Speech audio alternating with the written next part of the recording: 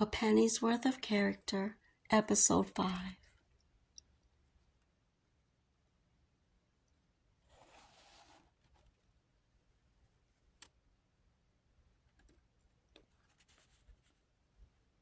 The second one was a white oak with a bushy top and long branches that spread like a big green cloud brooding over the earth.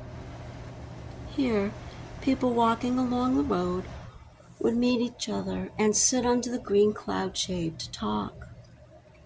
Sean had passed this tree many times with his father, and there would be a dozen neighbors sitting in the shade.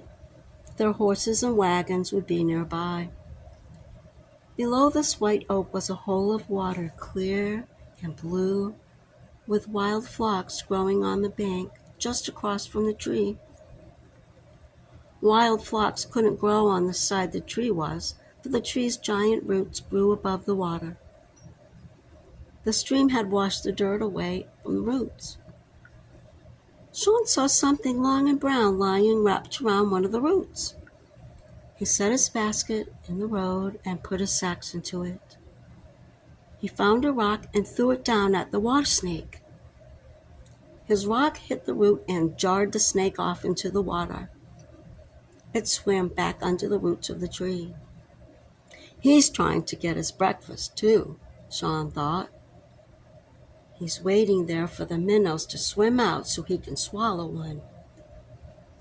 Sean stood there looking at the water and regretting he had missed the snake. He always tried to kill the water snakes because they ate the minnows.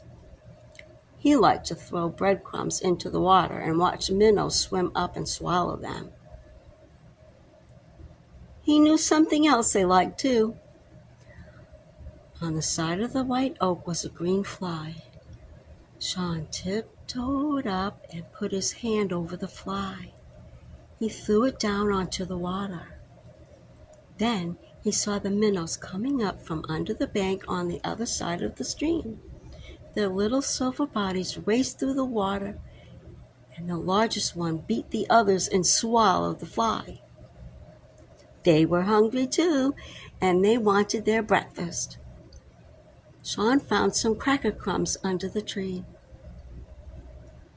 He threw these into the water and caught more green flies until the minnows had had a good breakfast.